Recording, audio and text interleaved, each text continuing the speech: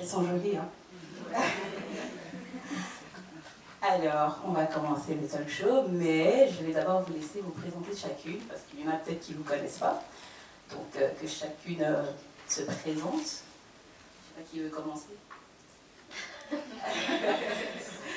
Apparemment, je suis désignée pour commencer. Alors, je commence. Alors, je vais me présenter juste par mon prénom parce que c'est un cadre intimiste, alors on ne va pas faire des longues présentations. Je m'appelle Mélissa, je suis mariée au pasteur Mathieu déjà depuis presque 15 ans, ça passe vite. Je suis maman de 4 enfants, je sers le Seigneur très activement au sein de mon assemblée. Je suis également visionnaire d'un ministère pour femmes qui a un peu une vision similaire ou parallèle à la vision qui nous a été présentée. Je travaille comme juriste et je crois que pour l'instant, je vais m'arrêter là. Vous aurez l'occasion de me découvrir tout au long du talk show. Voilà. Merci.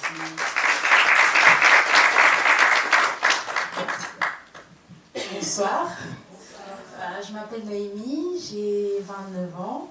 Je suis mariée et maman de 2 enfants. J'ai fait des études en tant qu'assistante de direction, mais actuellement, je suis à la maison.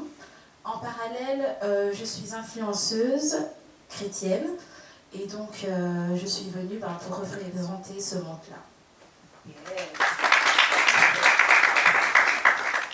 Bien, bonjour à tous, moi c'est Vévette Oko. Alors, qui suis-je?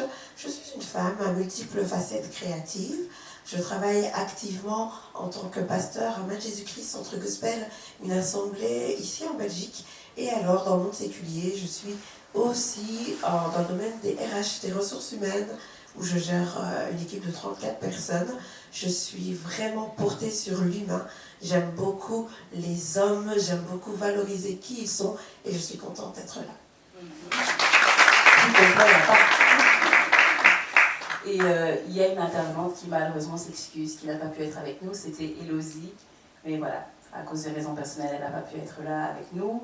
Mais je pense qu'on aura vraiment beaucoup de choses déjà avec les 3 intervenantes qui sont là. Alors on va commencer.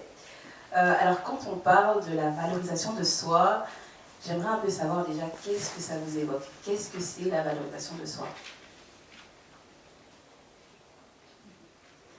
Moi, je parlerai d'amour. Quand on parle de valorisation de soi, je vois l'amour propre. En fait, je vois l'amour, pas spécialement dans sa dimension la plus profonde du coup, mais l'amour. C'est vraiment la première chose, la première clé qui me vient à l'esprit, c'est amour. Valorisation de soi, je ne pense pas que ça peut se faire sans amour. Ok. Et là, on parle de la valorisation vraiment intérieure. Est-ce que tu vois déjà une nuance là-dedans ou...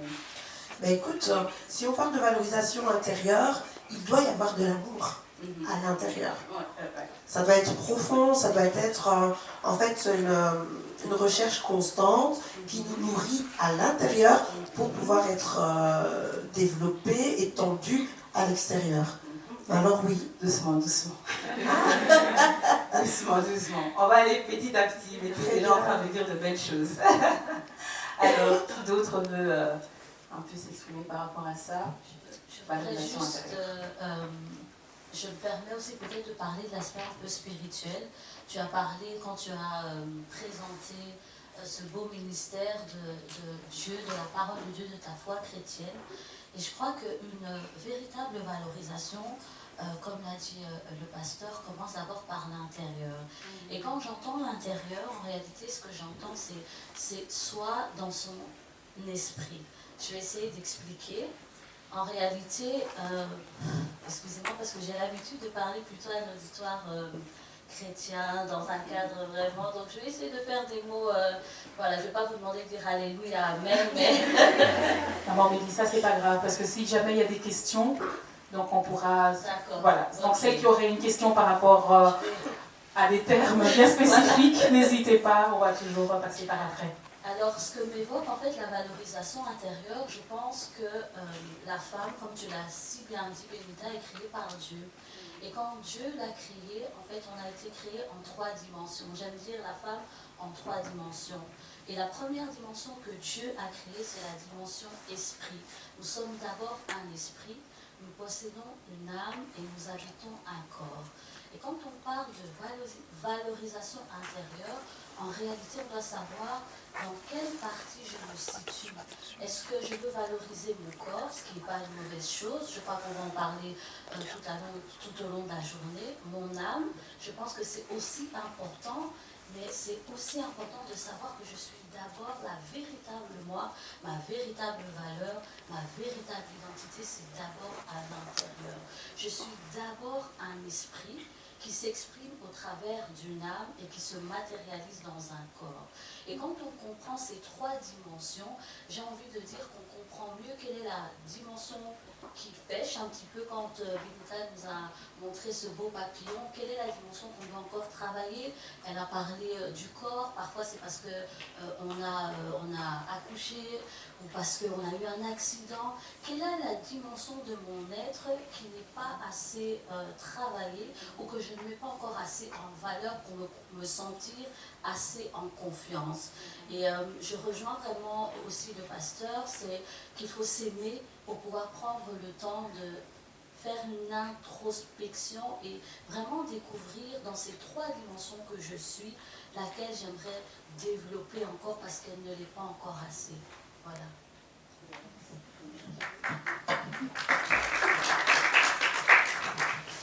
Waouh. J'ai beaucoup aimé leur définition de la valorisation.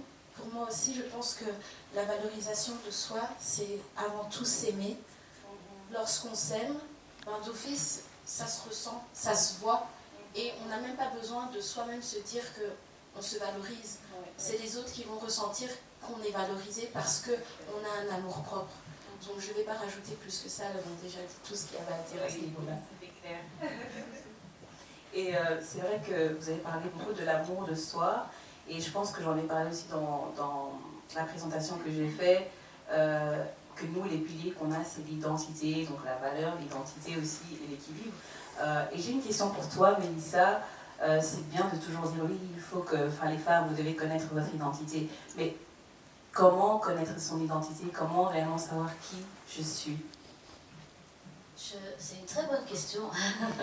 C'est une très bonne question. Je vais revenir à ce que je viens de dire, c'est que tu peux te définir, encore une fois, en 3 dimensions, mais je crois que la véritable toi, la véritable moi, c'est celle qui est à l'intérieur, c'est la Mélissa esprit, de telle sorte que même quand il y a des changements dans mon âme, il y a des changements dans mon corps, je reste moi.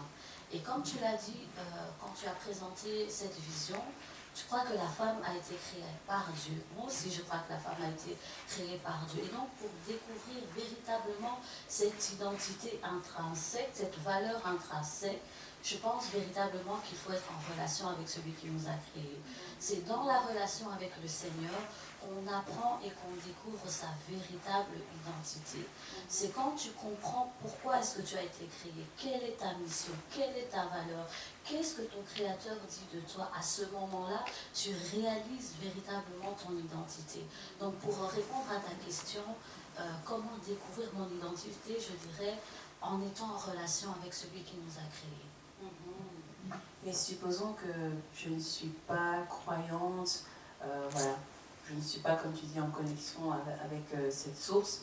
Comment est-ce que moi-même, alors, je fais pour découvrir mon identité?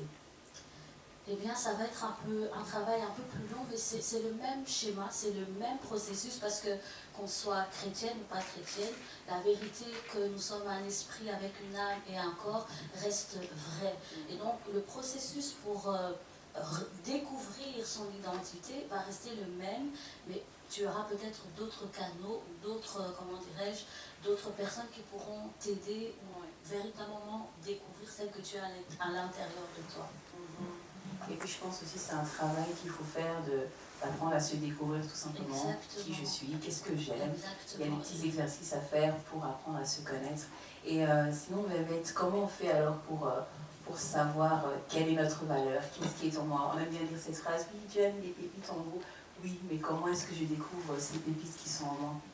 Comment je découvre ce qui est en moi?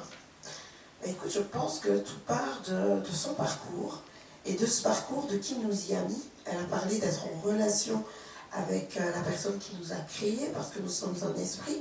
Je la rejoins totalement et je dirais que du coup, pour découvrir qui je suis, il faut tout simplement m'en référer à cette personne qui m'a créé. C'est lui qui est à même de me permettre d'ouvrir les yeux sur mon parcours. Parce que quelquefois, on est sur un petit chemin, on est en train de passer un chemin, de passer des épreuves, il y a des circonstances, et on n'arrive pas à ouvrir les yeux sur le trésor qu'il y a sur ce chemin. En fait, le trésor qu'il y a sur ce chemin donne une indication sur ce que nous portons. Nous ne sommes pas tenus de rencontrer des situations sur notre chemin en vain. Il y a une raison particulière. Est-ce que tu as un exemple concret? Oui, j'ai un exemple concret. Je vais m'en référer à qui? Je vais m'en référer à... On raconte l'histoire d'une femme qui, avant sa rencontre avec le Seigneur, avec Jésus, se cachait un petit peu. Elle se cachait pour faire une activité tout à fait anodine, c'est-à-dire aller chercher de l'eau, aller puiser de l'eau. Elle se cachait, pourquoi? Parce qu'elle avait une certaine vie. Elle avait une certaine vie dans un certain cadre, dans un certain environnement.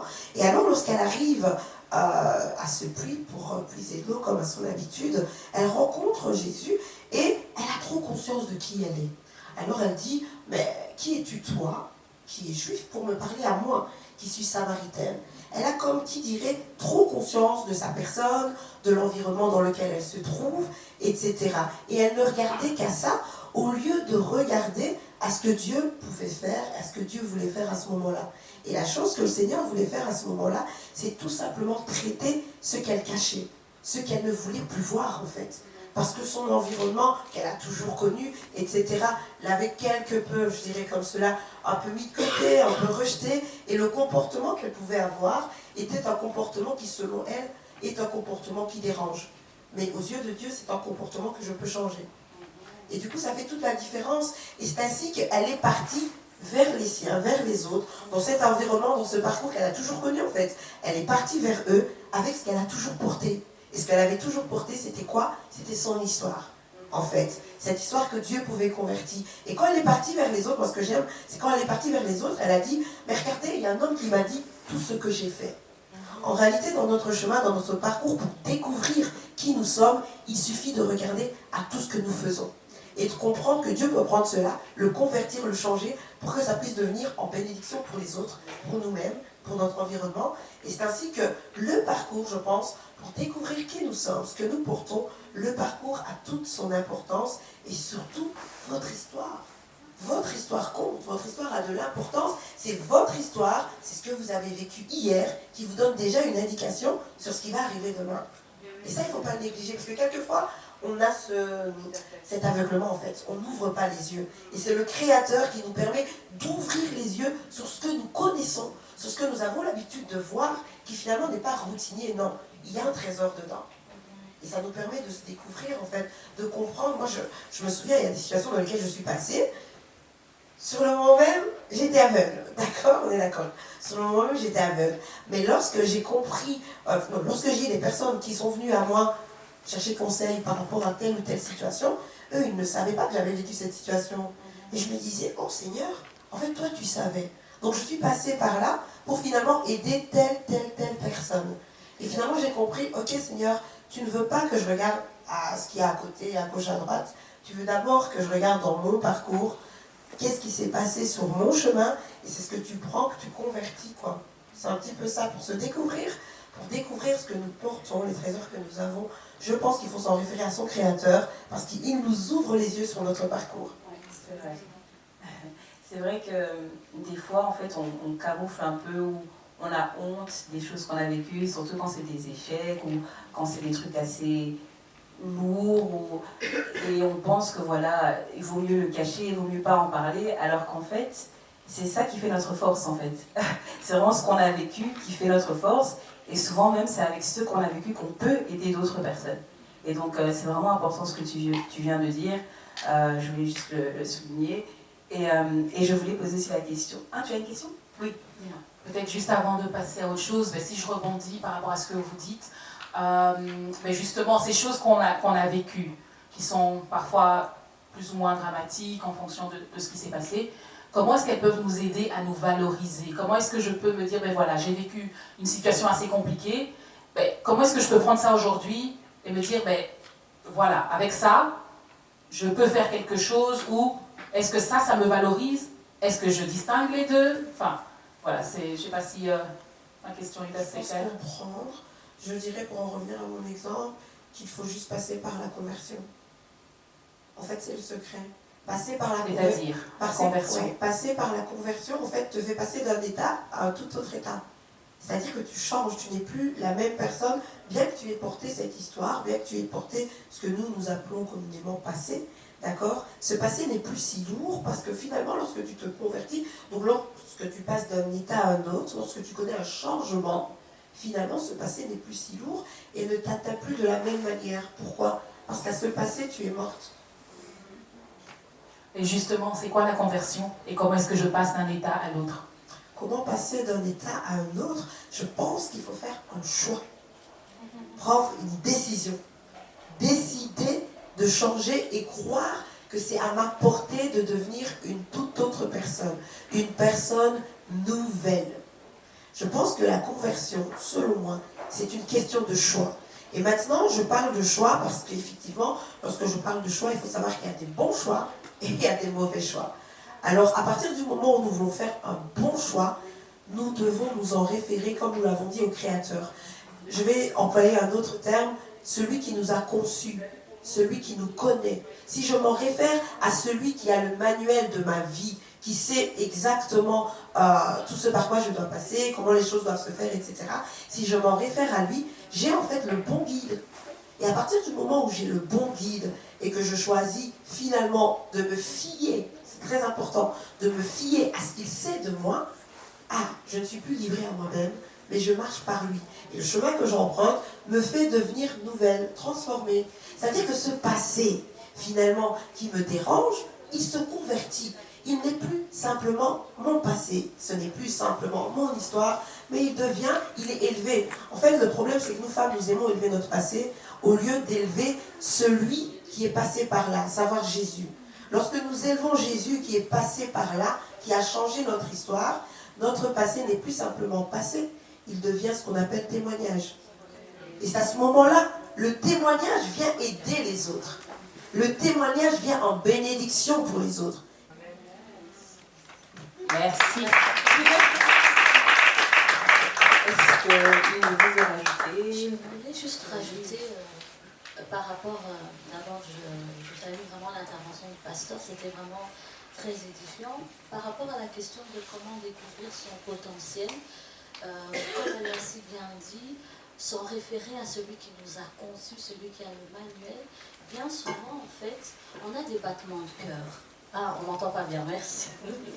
Bien souvent, en fait, on a des battements de cœur. Il y a des choses qui nous passionnent, il y a des choses qu'on aime, il y a des choses qui nous font vraiment vibrer. Et on a parfois tendance à diminuer cela. Mais en réalité, si on prend le temps de s'écouter, c'est parfois simplement une façon pour notre Créateur de nous dire « c'est dans ça que je t'appelle ». Par exemple, il y a certaines personnes qui ont une passion pour la cuisine. Je vais prendre un exemple banal, aimer associer les saveurs, les temps de cuisson, etc. Quelqu'un va peut-être dire « oh, mais c'est quelque chose de banal, elle aime juste la cuisine ». Mais en réalité, si on prend le temps de s'écouter, c'est une façon pour notre créateur, pour notre concepteur, j'aime le terme, d'allumer une petite sonnette d'alarme et de dire tiens, est-ce que tu ne trouves pas que tu pourrais t'engager dans cette voie-là? Tu ne penses pas que c'est quelque chose qui pourrait t'élever, c'est quelque chose qui pourrait faire grandir ta confiance en toi, quelque chose dans lequel tu pourrais t'épanouir. Donc pour révéler aussi son potentiel, c'est prendre le temps d'écouter son cœur, de s'écouter soi. Et toujours dans cette recherche ou dans ce cheminement, ce processus pour découvrir son potentiel, il faut aussi savoir écouter les personnes que Dieu place à nos côtés. Je pense que les premières personnes que Dieu place à nos côtés pour apprendre à découvrir notre potentiel, ce sont nos parents. Je vais prendre l'exemple de mes enfants.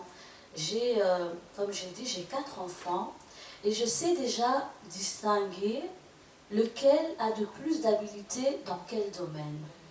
Je sais qu'il y en a un, il a des grandes capacités, il aime les jeux de construction, les jeux de logique, les puzzles, etc. Donc, je peux déjà l'orienter dans cette voie-là. Je sais qu'il pourrait faire, par exemple, plus tard un métier d'ingénierie, par exemple. Donc, apprendre à écouter ses passions, c'est pas anodin. C'est, encore une fois, on a parlé de l'amour, c'est s'aimer assez pour pouvoir s'écouter. S'aimer assez pour dire, mais tiens, j'aime, il y a quelque chose qui me fait vibrer quand je fais telle ou telle chose, ça peut être la couture ou n'importe quoi. Et c'est dans cette voie que mon concepteur veut que je puisse m'épanouir.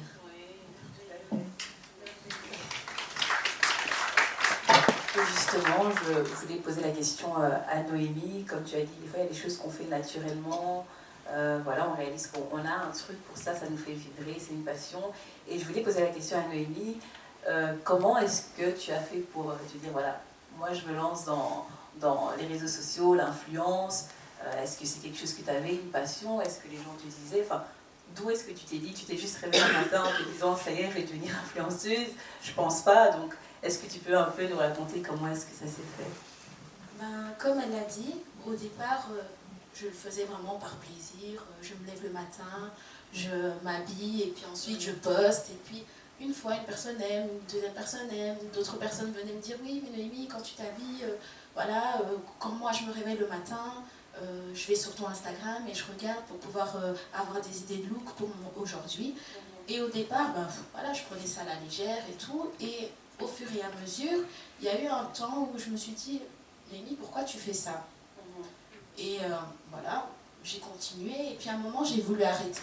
Et quand j'ai voulu arrêter, j'ai eu beaucoup de retours de mais non, continue, c'est bien et tout, franchement, ça nous fait du bien. Voilà, tu crois que tu partages juste comme ça, mais tu te rends pas compte qu'on peut s'identifier à toi. Voilà, parce qu'il y a beaucoup, enfin, plutôt sur Instagram, il y a très peu d'influenceuses chrétiennes, si je peux dire ça, au niveau de la mode. Il y a beaucoup de femmes chrétiennes qui sont là pour évangéliser, pour chanter, pour plein d'autres domaines, mais au niveau de la mode, il n'y en a pas beaucoup.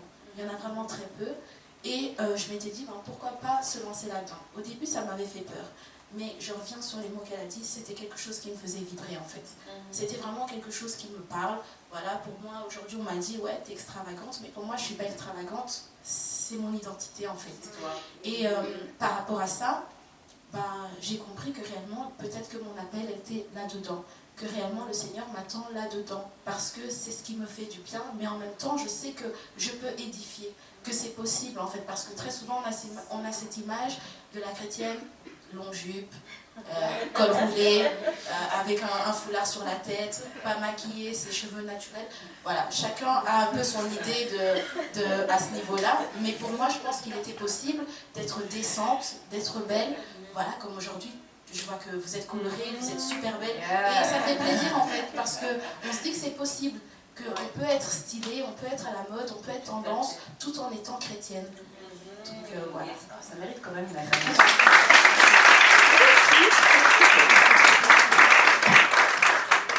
Et d'ailleurs, tu l'as très bien dit, voilà, on est chrétienne, on aime bien s'habiller, on aime, toi c'est ce que tu avais cette passion, tu voulais t'habiller, mais en fait, voilà, on dit influenceuse, c'est vrai qu'il y a pas mal d'influenceuses dans ce monde, même si c'est pas forcément des chrétiennes, mais il y en a pas mal. Et quand tu dis, j'ai reconnu que c'était mon identité, c'est quoi alors que tu as reconnu? Parce qu'on va pas juste dire Noémie, influenceuse. C'est qui, du coup, Noémie, quand tu dis mon identité, que tu lis ça à l'influence? Voilà, moi, mon identité, clairement, mon identité, elle est en Jésus. Et donc, tout ce que je fais, tout ce que je dis, j'essaie toujours de le rattacher à lui. Je le prends toujours comme exemple. Donc, lorsque tu me demandes, Noémie, influenceuse, j'ai pas réellement... En fait, je me rends compte que j'ai pas fait le choix réellement de devenir influenceuse. Ça s'est fait vraiment naturellement, sans que je l'ai choisi. C'est vraiment que combien de fois j'ai voulu me dire non, Noémie, c'est des bêtises, arrête, c'est du temps perdu, fais autre chose. Tu vois pas que tu perds ton temps à essayer de faire des réels, à essayer de faire des beaux posts, à chercher des spots dans Bruxelles ou près de chez moi pour pouvoir faire une belle photo. Voilà. Tout ça, ça demande beaucoup de temps, mais je me suis rendu compte que, en fait, oui, derrière ça, il n'y a pas juste le fait, parce qu'il y a beaucoup qui pensent que c'est se montrer, c'est du m'as-tu vu, mais il n'y a pas que ça en fait. Il y a beaucoup qui m'ont dit qu'à travers tes posts, à travers ce que tu montres, du peu que je montre de ma vie, il y en a beaucoup qui aujourd'hui croient au mariage, croient à la vie de famille, croient au fait qu'on peut être une maman, mais on peut être aussi une femme. Et tout ça, je pense que ça peut toucher quelqu'un qui peut-être se disait que ouais, la vie chrétienne, c'est nul en fait. Et que peut-être à travers moi, il y a quelqu'un qui se dit, bah non, en fait, la vie chrétienne, c'est au-delà de ça, qu'il y a autre chose par derrière, et que si elle y arrive, bah que moi aussi, je peux y arriver. Donc réellement, petit à petit, ça s'est fait en fait. Yes. Si je peux juste souligner, c'est vraiment super ce que tu es en train de dire là, parce que souvent on se dit, ben, si la vie chrétienne c'est comme ça, j'y arriverai pas. Et on va déjà avec des contraintes, on n'a pas compris que voilà, on vient, et puis après, dans ce cheminement, on est transformé, on découvre son identité, on entre, voilà. Et je trouve ça vraiment bien de relever que c'est aussi important de se sentir bien physiquement. Donc voilà, donc tout en, après on verra plus tard dans les ateliers, tout en respectant bien sûr certaines règles et sa morphologie et tout ça, mais ça on verra dans un cadre plus pas si lointain que ça. Je voulais juste rajouter, j'ai beaucoup aimé ton intervention. Elle a dit quelque chose d'important, c'est que son identité, c'est en Jésus. J'aime faire cette distinction entre l'identité et la personnalité. Ça veut dire qu'en esprit, elle est chrétienne. Ça veut dire que son esprit appartient au Seigneur Jésus-Christ. Mais elle garde son âme. Et son âme, c'est sa façon à elle, personnelle, d'exprimer son identité. Donc, j'ai une identité, en esprit, je suis chrétienne, mais j'ai aussi une âme. Et mon âme me permet d'exprimer mon identité d'une façon singulière ou particulière. Et c'est ce qu'elle fait à travers les réseaux sociaux. Ça veut dire qu'elle garde son identité, mais elle l'exprime à sa façon, à elle, au travers de son âme. Yes. Donc c'est important en fait, comme tu dis, tu as parlé donc de côté esprit, elle est chrétienne, mais on ne néglige pas aussi ce côté passion qu'on a, ce qu'on aime faire, et pas toujours tout mélanger, parce que c'est vrai qu'il y a des chrétiens qui mélangent, et qui vont très vite dire non, c'est pas bien, non, il faut pas faire ci, non, il faut pas s'habiller comme ça, alors que des fois, ça n'a pas forcément de rapport. Ah, dis-moi. Justement, par rapport à ça, je ne suis pas qu'influenceuse sur Instagram, j'ai aussi YouTube. Et par rapport à ça, j'ai déjà eu des retours que oui, parce que dans mon église, je suis modératrice, et on m'a dit que oui, en tant que servante à l'église, en tant que modératrice, tu ne devrais pas montrer ta vie sur les réseaux sociaux, tu ne devrais pas te mettre sur YouTube, parce que c'est du m'as-tu vu, parce que c'est comme si tu voulais montrer que tu étais peut-être meilleure que d'autres, alors que pas du tout. Et là, j'ai bien compris qu'il y avait la barrière du fait que dans les églises, il y a comment dire, on a certaines personnes qui sont d'une certaine génération et d'une certaine culture. Voilà, moi je suis dans une église à majorité congolaise, et il y a certaines choses qui, en fait, quand tu te montres trop, quand tu en montres trop, c'est comme si tu t'exposais. Alors que moi, je ne pense pas m'exposer, je pense juste, voilà, partager des moments de ma vie qui permettent, voilà, à d'autres, qui permettent d'inspirer les autres et de les aider et de se dire que c'est possible. Donc, par rapport à ce que tu viens de dire, c'est vraiment ça en fait que moi je me suis sentie touchée, parce que je me suis dit je ne le fais pas pour me montrer, je le fais juste pour partager. Tout à fait. Et puis je pense que tu as dit aussi un truc important, c'est que tu l'as fait naturellement, tu n'as pas choisi d'être influenceuse. Et je pense que chacune de nous doit vraiment trouver sa place, trouver ce qui est pour elle et ce qui n'est pas. Parce qu'il y a des gens qui vont te dire oui, j'ai envie d'être influenceuse, maintenant tout le monde veut devenir influenceuse. Non. Elle n'a pas choisi forcément d'être influenceuse, donc peut-être que c'était en elle et que c'était tout simplement sa place. Peut-être que Dieu voulait l'utiliser sur les réseaux, que comme d'une certaine manière elle allait transmettre des valeurs, mais ça ne veut pas dire que tout le monde qui va aller faire des photos va devenir influenceuse. On est bien d'accord. Je voudrais juste, par rapport au terme influenceuse, juste faire une petite distinction, c'est qu'on est toutes quelque part des influenceuses.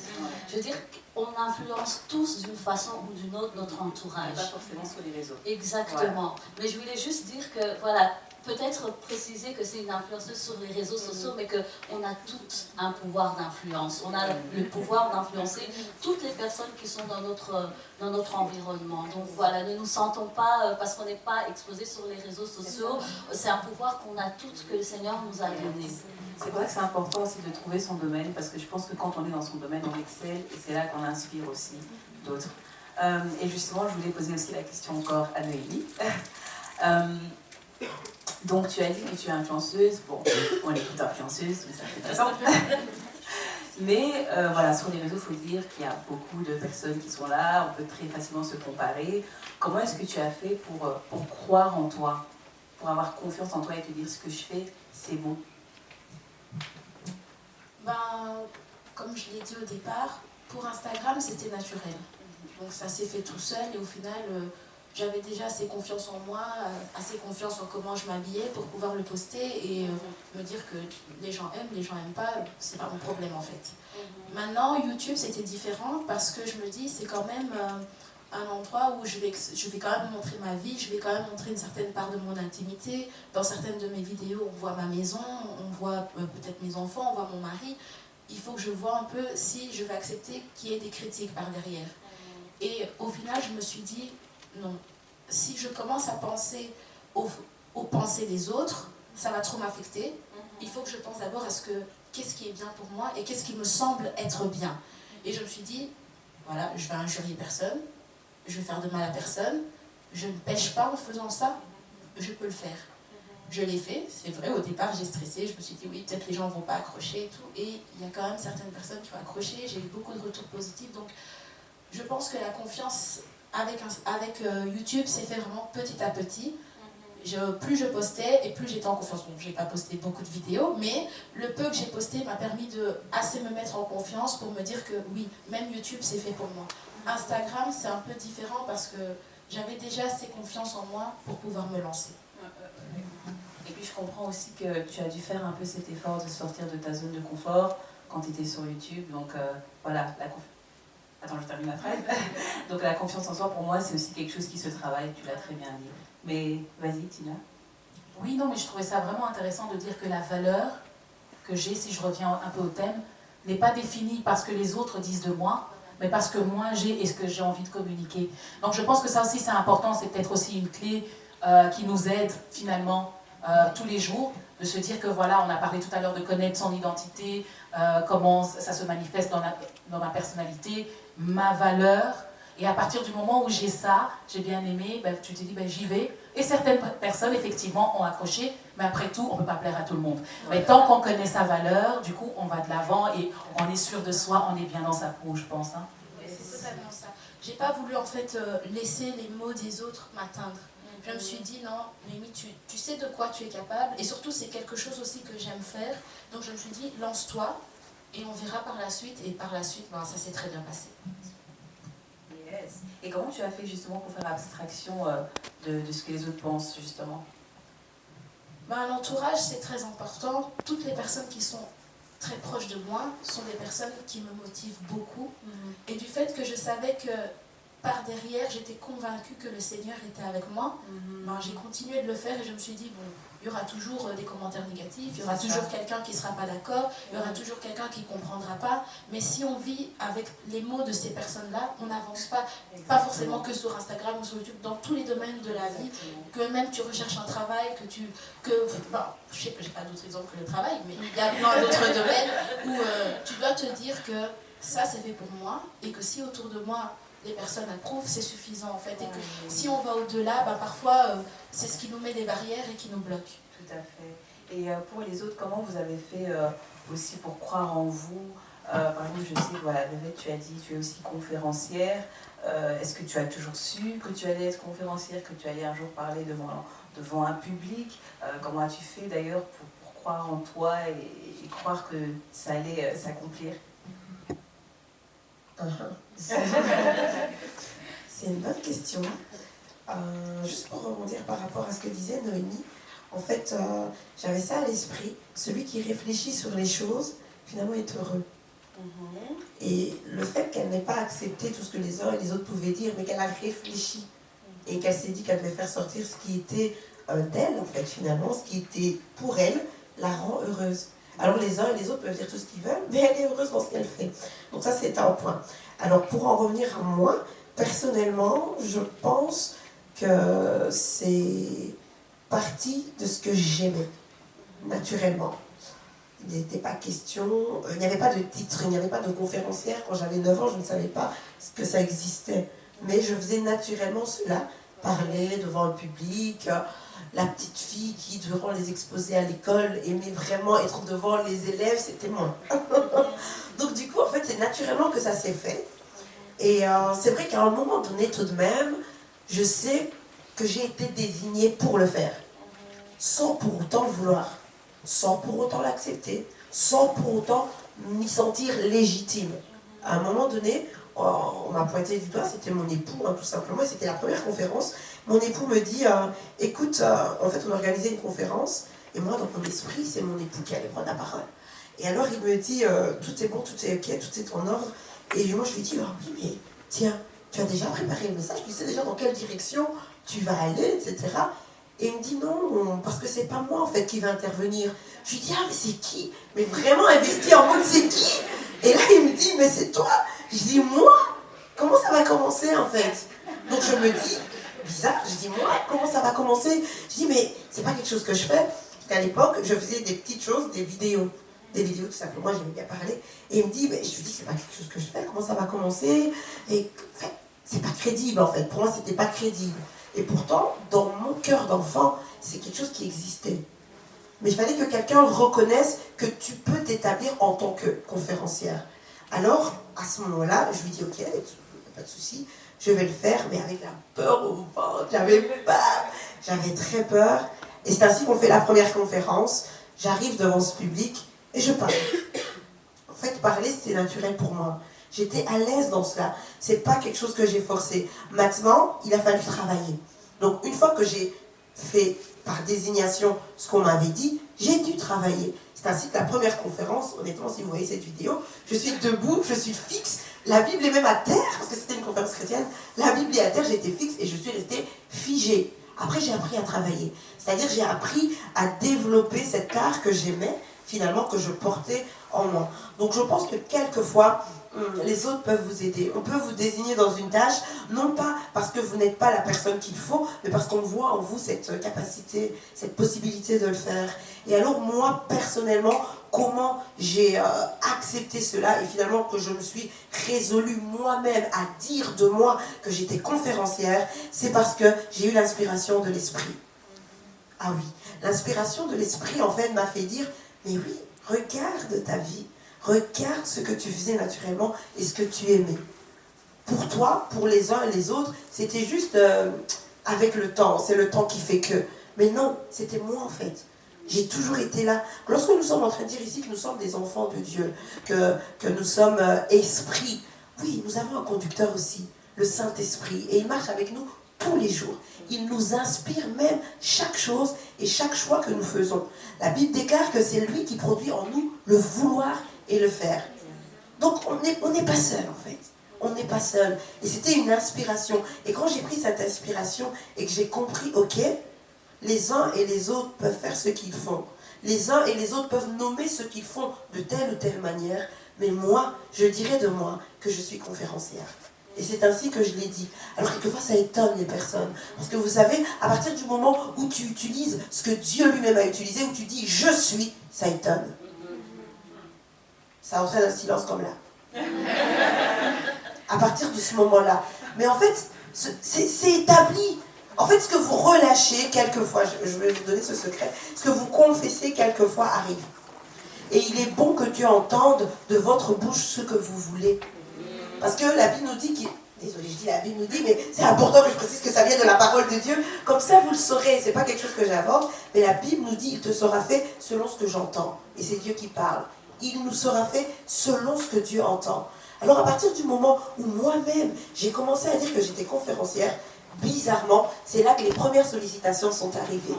Dites-le, tout ce que vous avez en tête. Faut le dire, faut le proclamer. Ça va faut le proclamer. Mais justement, Vévette, je rebondis sur ça, je suis là. Je rebondis sur ça parce que c'est vrai, je suis... et puis on met donc ce qu'on est, ou ce qu'on se voit être. Mais comment faire la différence entre ça et l'orgueil, par exemple? Et de se dire, ben voilà, comment est-ce que je fais pour me valoriser, mais en étant quand même voilà, dans un juste milieu, qu'on se dise pas, celle-là, ben, elle se met conférencière, elle se proclame, je sais pas, auteur, elle se proclame ceci, mais comment est-ce que je fais la part des choses? Je dis toujours, serait-ce de la prétention que d'être, point. On le retient encore une fois. Serait-ce de la prétention que d'être? Si c'est ce que je suis, mais pourquoi m'en vouloir? En fait, je n'y peux rien. C'est-à-dire que c'est l'inspiration de l'Esprit. Et à partir du moment où c'est l'inspiration du Saint-Esprit, où c'est Dieu lui-même qui met en nous cette disposition de cœur, je crois que Dieu ne se trompe pas. Alors pourquoi dirais-je que Dieu me mène à l'orgueil? Non, Dieu ne me mène pas à l'orgueil. Il me met dans un cadre. Il me donne juste un cadre. Il dit, toi, ton cadre, c'est celui-ci, conférencière. Tout ce qui est, je ne sais pas, ça ne me vient pas à l'esprit, mais tout ce qui est peut-être cuisine, etc., c'est pas pour toi. Il te met dans un cadre, en fait. Et il sait que dans ce cadre-là, tu vas t'épanouir selon les dispositions que j'ai mis en toi, les dispositions de cœur que tu as. C'est ainsi que, finalement, ce cadre ne vient pas... tu ne peux pas t'enorgueillir, en fait. De ce cadre, tu ne le peux. Tu ne pourras que travailler dedans en étant très humble. Et si tu veux même t'épanouir, il faudra être humble. Parce que finalement, ce n'est pas dit que ce sera tous les jours facile. C'est ton cadre. C'est ton terrain de jeu, d'accord? Mais ce n'est pas si facile que ça. Ça va nécessiter du travail. Ce travail-là va t'apprendre à compter sur Dieu. Ce travail-là va t'apprendre à délimiter, à voir un petit peu, ok, je fais ça, mais en fait, voilà où sont mes faiblesses. Parce que nous sommes constitués aussi de faiblesses. Il faut le savoir. Mais je refuse l'orgueil, en fait. On n'est jamais à l'abri de l'orgueil. C'est très bien qu'elle le souligne parce qu'on n'est jamais à l'abri de l'orgueil. Mais il faut le refuser. Il faut prier Dieu de demeurer réellement tous les jours sous sa volonté. C'est bien qu'elle donne cet exemple parce qu'à un moment donné, j'ai frôlé cette frontière. L'orgueil, je l'ai frôlé. Je me suis vue et je me suis dit, ah, t'es bien orgueilleuse. Pourquoi? Parce qu'en fait, à un moment donné, s'il fallait parler, ben, pourquoi aller chercher ailleurs? Je suis là. Je suis. Pourquoi aller chercher ailleurs? Je suis là. Et je le faisais très bien, je continuais de le faire, mais à un moment donné, j'ai vu que j'étais fatiguée. Et de cette fatigue n'a pas été un enseignement pour me dire, arrête-toi. Cette fatigue, j'ai poursuivi, j'ai continué, et à un moment donné, en fait, j'ai nui au cadre dans lequel j'étais. Pourquoi? Parce que j'étais fatiguée, je voulais continuer, et je ne voyais pas qu'autour de moi, il y avait des personnes qui finalement, à force de m'écouter, pouvaient aussi parler. Pouvaient aussi devenir celle que j'étais. Et j'ai compris, mais Seigneur, en fait, je le suis, pas pour moi seulement, je le suis pour susciter les autres. Amen. Et à ce moment-là, ça t'évite l'orgueil, parce que tu te dis, celle qui m'entend reçoit tout ce que j'ai, mais en plus, elle a une personnalité, elle a une unicité qui est sienne, qui fait qu'elle peut être plus que moi. Et là, l'orgueil n'existe pas, en fait. Donc ça te rattrape, l'orgueil veut te toucher, mais finalement, non. Tu comprends que Seigneur, ok, je vais compter sur toi, je vais rester dans mon cadre, je vais rester celle que tu dis que je suis, et Seigneur, s'il te plaît, utilise-moi dans ça. En fait, comprends que tu es un instrument, même si tu es dans ce cadre, même si ça fait joli, hein, ça fait beau quand tu dis conférencière et tout. Oh, c'est incroyable, on voit des choses. Moi, dans mon esprit, je vois une foule. Et la salle peut être vide, mais je vois une foule. Mais je veux vous dire par là qu'il faut demeurer, en fait, réellement conduit par Dieu. Et quand tu es conduit, il ne se trompe pas. Et tu demeures finalement l'instrument. Donc tu ne peux pas t'enorgueillir. Ça te préserve en fait de l'orgueil. Ça te préserve de l'orgueil de penser aussi aux autres. Vraiment. Donc l'humilité et de savoir que ce don ne vient pas de toi. Voilà, la capacité ça ne vient pas de nous. Voilà, Oui. on sait qu'on a la valeur, cette valeur nous a été donnée, et donc si on a ça en tête, ça nous protège de l'orgueil. Très fortement. Peut-être maman Mélissa, je ne sais pas, ou Noémie, qu'est-ce que vous avez à dire? Valeur, versus orgueil. Je voulais juste rajouter dans l'autre sens, elle a déjà très bien expliqué pour l'orgueil, donc je ne vais pas renchérir, mais la fausse humilité aussi c'est un piège. Ça veut dire que tu es capable de faire quelque chose, on te demande de faire cette chose, mais ah non, plutôt choisis telle personne, je ne pense pas que je pourrais y arriver. La fausse humilité aussi quelque part c'est un piège quand on ne se sent pas assez capable de faire quelque chose, ou plutôt quand on se sent capable de faire quelque chose, mais on préfère pas le faire et laisser la place à l'autre. Alors que comme elle a très bien expliqué, Dieu nous a placés dans un cadre. Ce cadre-là, cette mission-là, ce travail-là, il est désigné pour toi, donc tu dois le faire. Mais parfois, par une fausse humilité, on refuse de faire ces choses-là en disant choisis plutôt quelqu'un d'autre, non, je ne suis pas capable, non, je ne peux pas. Et elle a très bien expliqué, si on a été mandaté par Dieu, équipé par Dieu, pourquoi ne pas accomplir cette mission-là? Ça.